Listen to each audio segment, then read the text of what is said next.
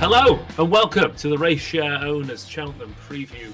Not night, but afternoon. I'm Ross Brierley. It's not just going to be me banging on about the races on my own, though. Luckily, what an incredible panel we've managed to get for you today. We've got one of the sharpest minds in racing in Lydia and two of the sharpest cheekbones in you, Ollie. Wonderful. Let's talk about the champion hurdle, because in racing analysis terms, the moment people start glossing over saying this will happen, this will definitely happen, and everyone just kind of switches off and assumes it's going to happen, a little bell goes off in my brain and I have to re-look at, is it going to happen? Why is it going to happen? And how is it going to happen? So let's just turn the lens a little bit on Constitution Hill. And he's absolutely slaughtered really good horses in his two runs this season, but his win in the Supreme Novices Hurdle at the last Cheltenham Festival was utterly spectacular and arguably the best hurdling performance I have ever seen, and I've been around for a while. Constitution Hill is currently best odds 1-3, State Man is 3-1, and then it's sort of 10-1 bar the rest. A small field here. It's almost going to be, I don't know, it's going to get the feeling that you're going to have sort of 4 or 5 backing dancers, Ollie, almost to Constitution Hill at the front of the stage. And I mean, it's kind of what we want to see. Most races, I want to see 4 or 5 horses dueling it out. In a way, what I want to see is Constitution Hill destroy these in an all-time performance. Yeah, and the thing I love about Constitution Hill, and it's been spoken about a lot going into Cheltenham, is that it kind of doesn't matter what is presented to him. He's a complete gent. If they go hard, he can handle it. If they go slow, he can handle it. He switches off great. The occasion won't get to him. He is almost a faultless racehorse, really, in terms of what we've seen today. In a way, and this is me trying to find something that probably isn't there, but in a way, his perfection could be his downfall. Because I've Ollie, like yourself. Lydia's laughter there will tell you that I'm absolutely not perfect. I've screen grabbed like footage of him hurdling it both in schooling work and over hurdles in races, and there's no daylight between the top bar and his hooves. He is the most efficient hurdler I think I can remember. I know Nicky Henderson will say See You Then was a brilliant hurdler. He's obviously had the likes of Binocular who've been very good at A to B. But if he, there's such a fine margin between perfection and it being a disaster, essentially. And he's so close to that marker. We've got a message here from Nick Briggs. He said, as I said to you in the pub after the John Quinn visit, Ollie, hurdling so low at that speed, he's only got to get one slightly wrong and the unthinkable can happen. But I don't want to think about the unthinkable in a way. What I want to think about is, I want to ask you, Ollie, what is the best case scenario here? What's the dream for this champion hurdle? I think we could be talking about a generational horse here, the ones that we tell our grandkids about and they tell their grandkids about, and is compared to the greats through the years. And if that is to be the case, then the best case scenario would be that Constitution Hill eats up his rivals and spits them out in the champion hurdle and wins, as we expect him to do, by a very convincing margin and proves himself to be as good as we expect him to be, because he's being talked about as one of the greats, and we need to go and see him do it now. In time terms, he ran much, much, much faster than Honeysuckle did, and he did it by running much quicker sectionals. It looked for a while as if Honeysuckle the champion hurdle was going to catch up, and he took off again. So he took off against the horses like John Bon, really good horses. He took off against them in reality, but also in comparative terms with other really good horses running on the card. He just completely smashed the clock. It was an unbelievable performance. There's no race I'm looking forward to watching, no horse I'm looking forward to watching more than this. Could be a once-in-a-generation sort of performance. Let's move on to the second championship race of the week, which of course is on Wednesday, the Queen Mother Champion Chase. There's huge positives and huge negatives for every single runner in this race. What's the huge negative about Edwardstone? Well, that he's been beaten 3 out of his last 4 since the Arkle. He went on that winning run. He came to Cheltenham. He was crowned in the Arkle, and since then, I know it might well just be variance and things going wrong, but he still has lost 3 of his last 4 races.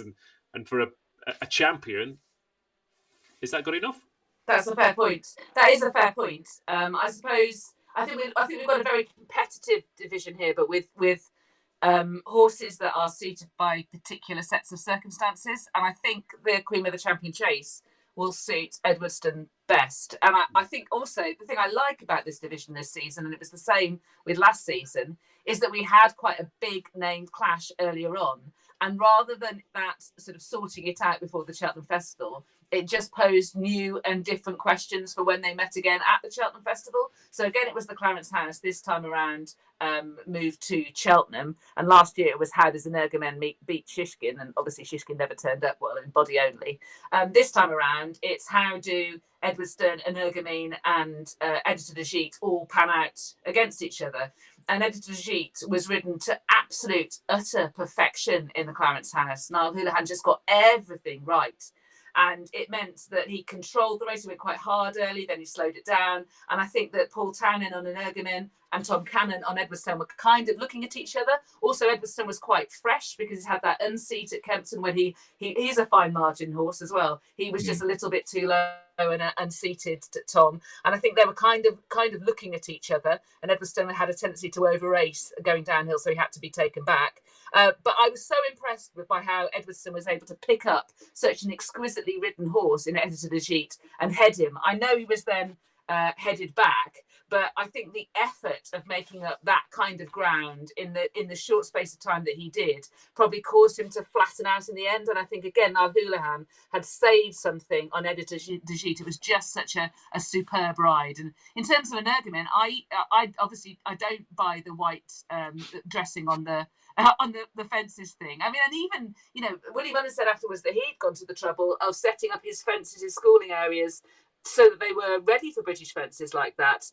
You know, I think that Energumen has a frailty in that he has to adjust right at his fences. And I think the sharp turning left-handedness of the old course at Cheltenham is really not to his benefit. Now, it didn't matter last year because, as you said, Shishkin was never going, Chacun Pour Soi unseated. But if you look at the 2 out, which is the first fence immediately after the right-hand turn coming into the straight, he goes out to his right and he is allowed to drift out into the middle of the track. If you look at the last fence in the Clarence House, when Edwardstone comes to challenge him, he tries to adjust right, can't, and that's why he makes a cataclysmic mistake at the last. And the new course, which where the Clarence House was held, is a more galloping track than the old course, which hosts the Queen of the Champion Chase. And so whilst I think Energumen has got huge ability, and I expect him to win at Punchestown, for example, I think he's really vulnerable here, much more vulnerable than the market has it.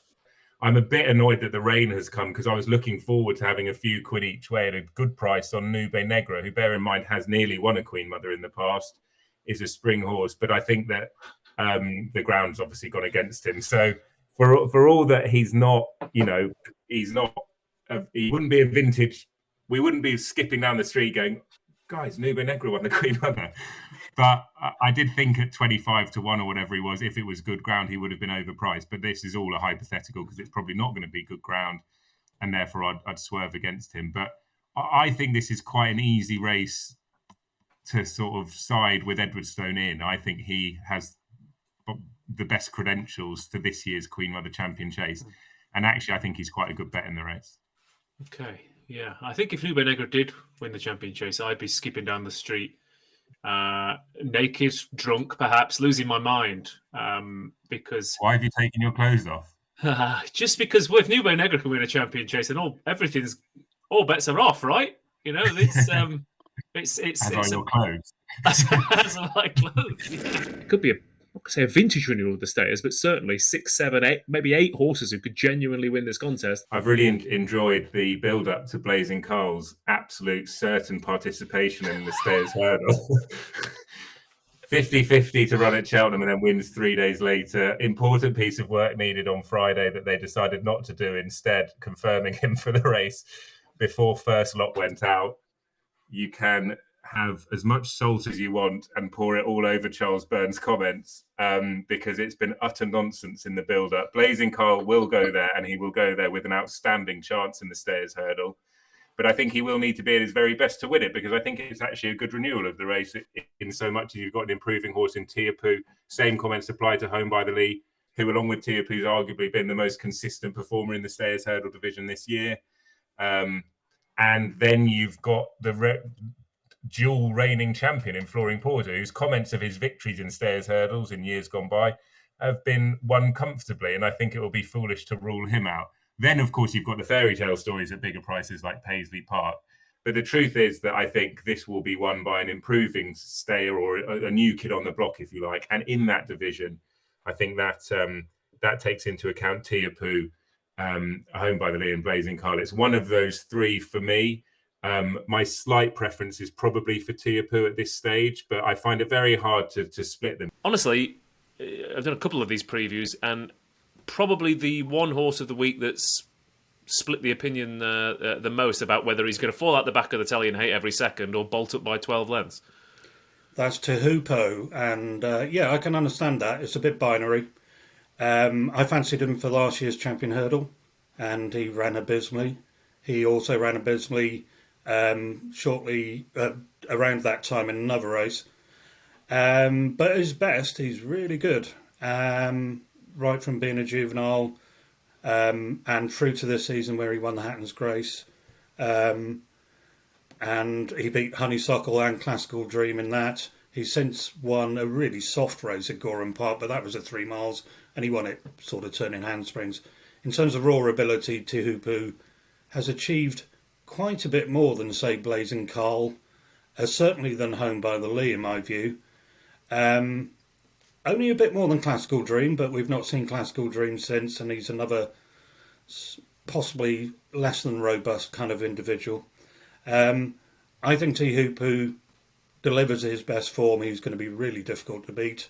His best form is all on soft or heavy ground. I think that might just be a coincidence, but there is that slight doubt there. We've got an 8-year-old who's won the last 2 renewals on for this race, unchallenged, as the Racing Post comments have said, who Gavin Cromwell possibly playing the Charles Burns games a little bit about saying we're not sure if he's going to make it, and then suddenly bang, everything is A-OK. He obviously came into this race last year off the back of 2 defeats as well, so I don't think that's any sort of a problem.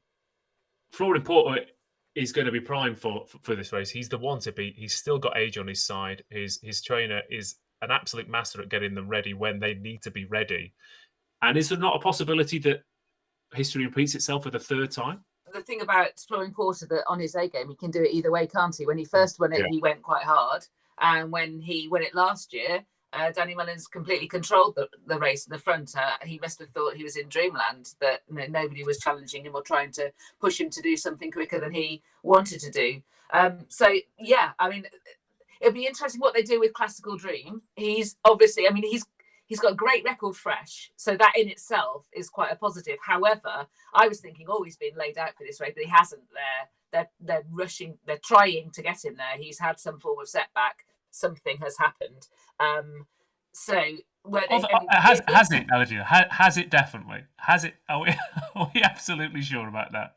Well, no, we're not, because obviously we haven't seen it with our own eyes. But certainly there have been more than one comment about Classical Dream has been mentioned in the same breath as, say, when Allaho was on the recovery list before he had his problem.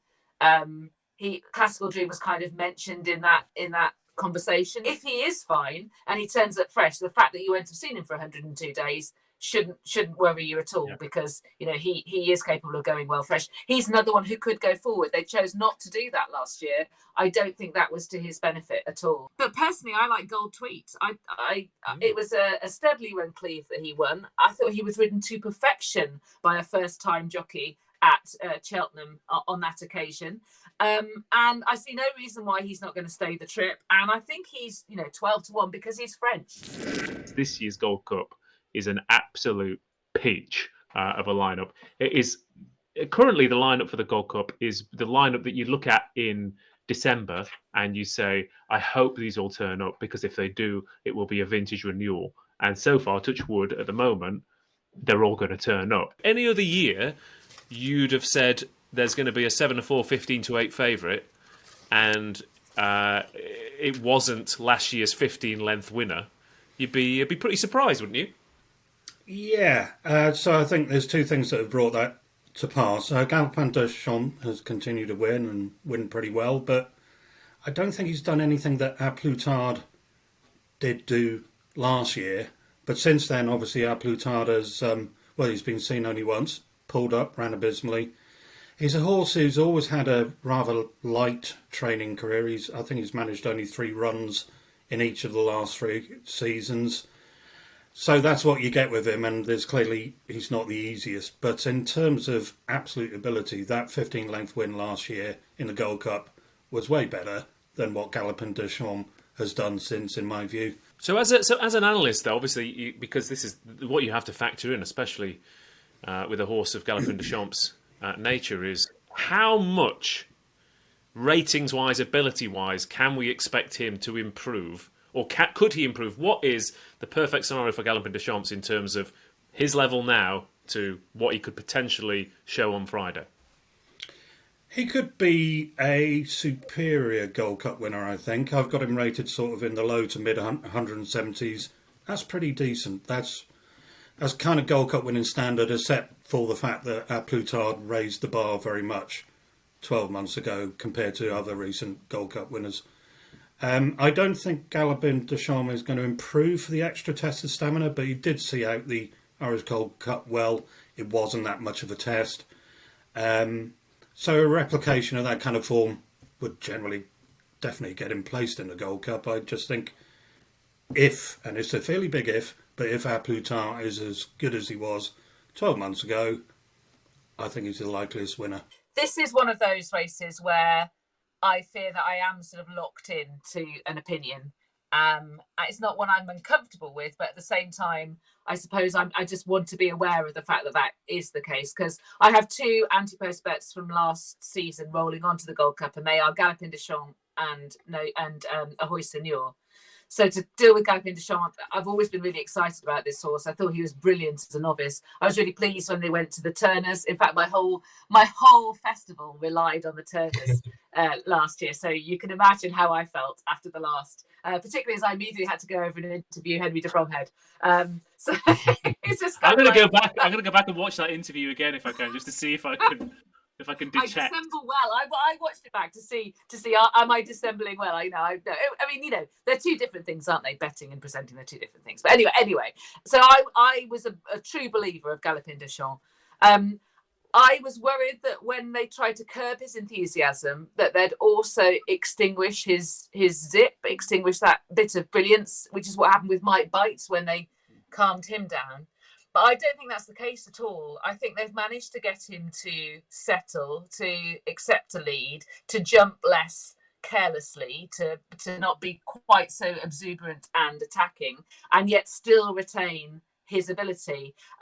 It was a steadily run Irish Gold Cup last time. And that, if I was to sort of say a sort of snapshot of how far I think Galopin de Champs has come, that what Ruby Walsh would describe as that point-to-point tactic from Davy Russell of allowing Fury Road to run down that final fence. And, oh dear, am I in your way? To Paul Townend and Galopin de Champs.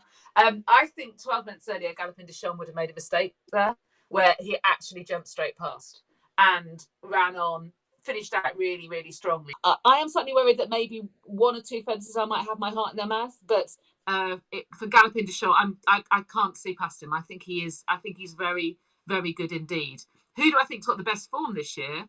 This season, rather. I think that is Brave Man's Game. But I think Galopin de Champs will eclipse that. I think Hewitt. I mean, from a TV point of view, I suppose, which is not for however I factor into my approach with regards to betting, but that story, to have a horse that cost 800 quid running in a Gold Cup who's won $500,000 is a terrific fairy tale story. And real characters are obviously involved in the horse. And I saw a lovely video of Shark's son who rides him out and wants to be a jockey in the build-up. And, National Hunt Racing allows us, I think, more than the flat to have stories like this in the Blue Ribbon event. And I'm sure he'll get a lot of focus on the day and in the papers because it is... it proves that anything is possible. He probably isn't a complete no-hoper. I'd be surprised if he won. But in terms of the support for a horse at a big price, I think Hewitt will have a lot of people out there cheering him on.